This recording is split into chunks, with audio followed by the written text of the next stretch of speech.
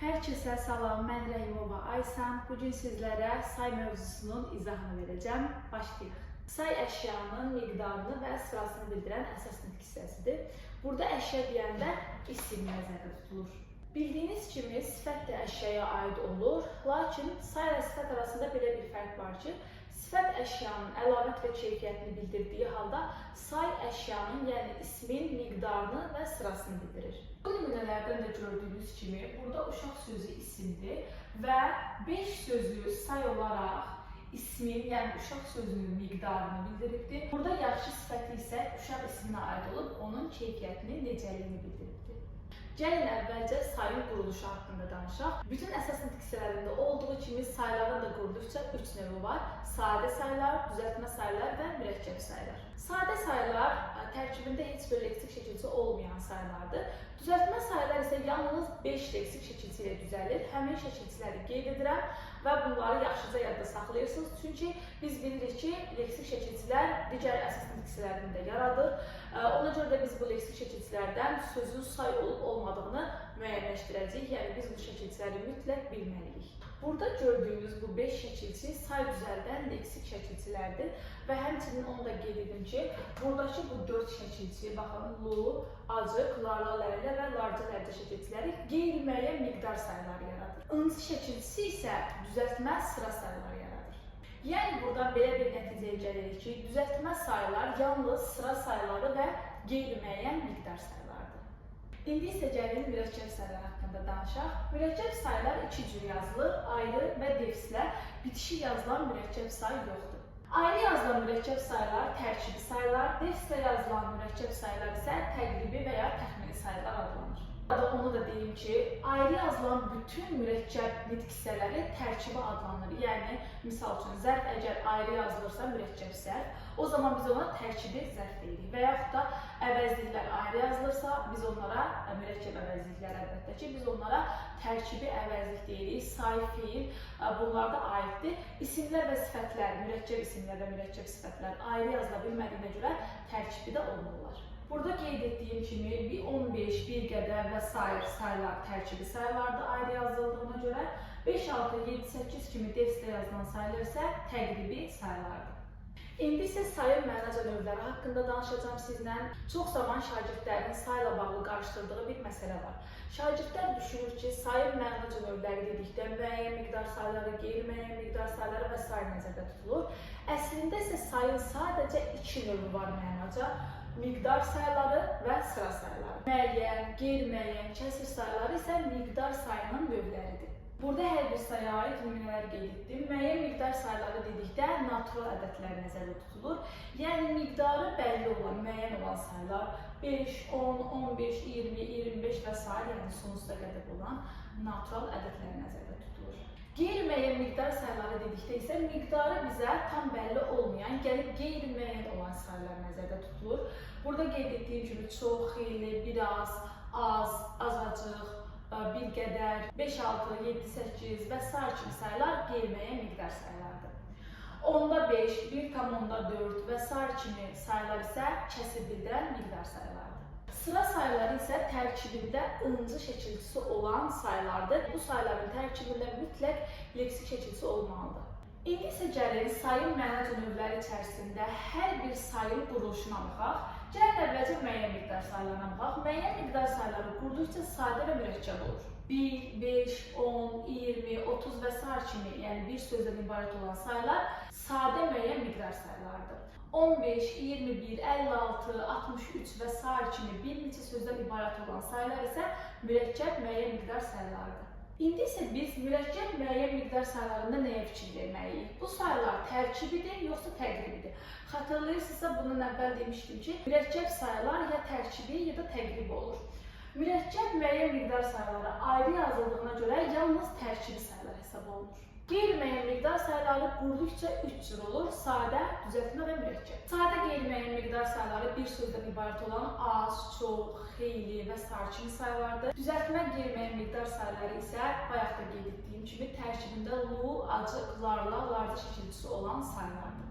Mürəkkəb qeyri-müəyyən miqdar sayıları isə həm ayrı, həm də defislə yazıla bilən qeyri-müəyyən miqdar sayılardır. Yəni bir az, bir çox kimi tərkibi sayılar, 5, 6, 7, 8 kimi isə təqribi təxmini sayılardır. Buradan da belə bir nəticəyə gəlirik ki, qeyri-müəyyən miqdar sayıları həm quruluşda üç cür olur, həm də mürəkkəb olduqda tərkibi və təqribi ola bilir. Kəsr sayıları isə quruluşca yalnız mürəkkəb olur və yalnız ayrı yazıldığına görə bu tipli sayıları biz həm də tərkibi sayılar deyirik. Yəni 10-da 5, 1,4 və s. kimi kəsr sayıları ayrı yazılır və tərkibi sayılar adlanır. Biz də keçək sayın ikinci məna növü olan sıra sayına. Sıra sayılarının tərkibində həmişə leksik çəkilisi olur və buna görə də uşaqlar elə düşünür ki, sıra sayıları quruluşca yalnız düzəltmə olur, çünki tərkibində leksik çəkilisi var.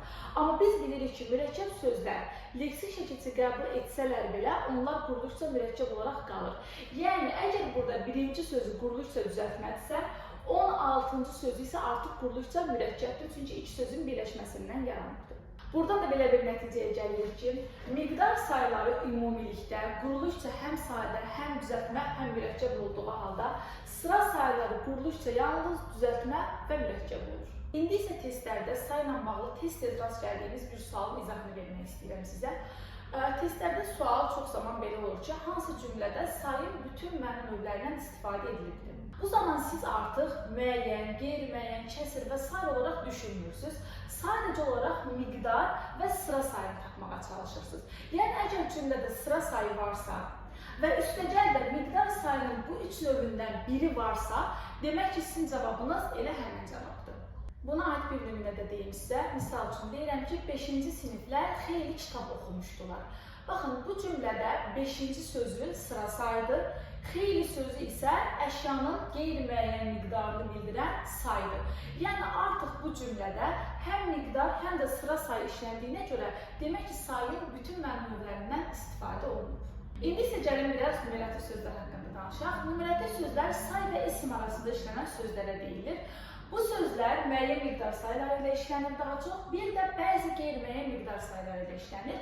Bu qeyri-müəyyən miqdar sayıları təqribi təxmini sayılar olan 5, 6, 7, 8, 10, 15 kimi sayılardır. Bəzən testlərdə belə bir sual qarşınıza çıxa bilər ki, hansı cümlədə say ilə isim arasında nümerətli söz artırmaq olar? Bu zaman siz həmin cümlədə ya müəyyən miqdar sayı tapmalısınız, ya da təqribi təxmini olan, yəni 5, 6, 7, 8 kimi olan qeyri-müəyyən miqdar sayı tapmalısınız. Saydan sonra ismin təkdə və cəmdə işlənməsi haqqında danışacağıq sizlərlə. Müəyyən miqdar sayılarından sonra isimlər təkdə işlənir. Yəni, misal üçün 5 kitab, 10 adam və s. formasında. Qeyri-müəyyən miqdar sayılarında isə bu dəyişir. Yəni, bəzi qeyri-müəyyən miqdar sayılarından sonra isim təkdə olur, bəzilərindən sonra isə cəmdə olur. İndi bunu sistemli formada lövhədə qeyd edəcəm. Qeyd etdiyim kimi, özündən sonra tək və cəmsiz gələn sayılar çox, çoxlu, onlarla yüzlərcə kimi qeyri-müəyyən miqdar sayılardır və sıra sayılardır. Yəni, çox adam, çoxlu adamlar və yaxud da onlarla insan, onlarla insanlar, hər ikisi doğrudur. Özündən sonra yalnız cəm isim gələn iki sayı var, bir sıra və bir çox, hər ikisi də qeyri-müəyyən miqdar sayılardır. Yəni, bunlardan sonra isim mütləq cəmdə işlənməlidir. Bir sıra insanlar, bir çox adamlar, bir çox kitablar və s. Yerdə qalan digər sayılardan sonra isə isim təkdə gəlir.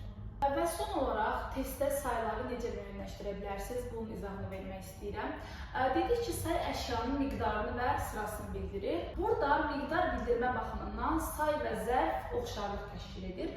Ancaq belə bir fərq var ki, say əşyanı, yəni ismin miqdarını bildirdiyi halda, miqdar zərfləri isə hərəkətin, yəni feilin miqdarını bildirir. Bu cümlədə çox əşyanın, yəni ismin miqdarını bildirdiyinə görə bu söz saydır.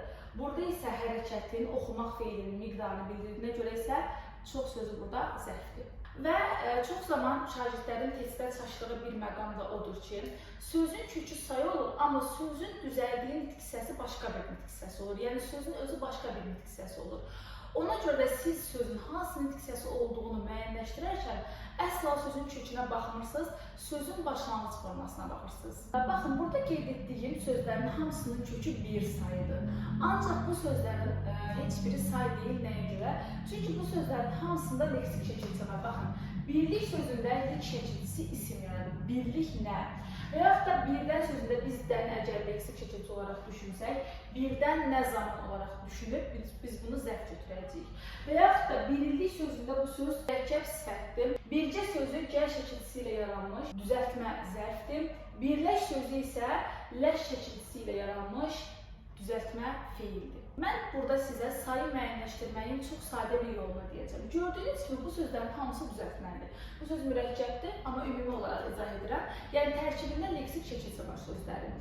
Yaxşı, bəs siz bu vaxtı necə müəyyənləşdirə bilərsiniz sual vermədən? Yəni sözü görən kimi hardan bilə bilərsiniz? Söz saydır, yoxsa başqa bir diksiyasıdır? Baxın, sayı düzəldən yalnız 5 çəkilti var. Elə deyil, dərsin əvvəlində izah etdim. Lu, acıq, larla, larca və ıncı. Əgər bir sözün tərkibində, yəni düzəltmə olan bir sözün tərkibində və ya mürəkkəb olan bir sözün tərkibində bu 5 çəkiltini görmürsünüzsə, demək ki, həmin söz say ola bilməz. Misal üçün, birinci sözünün tərkibində baxın inci çəkiltisi var. Yəni say düzəldən leksik çəkilti var. Demək ki, bu söz həqiqətən də saydır. Ancaq çoxluq sözünə baxsaq, görəcəyik ki, bunun tərkibində lıq çəkiltisi var. Belə bir say düzəldən çəkilti yoxdur. Yəni, lıq əsla say düzəldə bilməz. Demək ki, biz tərkibində lıq çəkiltisi olan heç bir sözü say götürə bilmərik. Ancaq bu söz çoxlu olarsa, baxın, lu var bunun tərkibində, lu çəkiltisi. Yəni, say düzəldən leksik çəkilti. Artıq biz bu sözü düzəltmə say götürəcəyik. Belə, bugünkü mövzu izahımızda bu qədər idi. Say mövzusu ilə bağlı, həmçinin də başqa mövzularla bağlı sualınız varsa, mütləq rəy bölməsində qeyd edin, hər birini cavablayacağam. Özünüzə yaxşı baxın, növbəti videolarda görüşərik.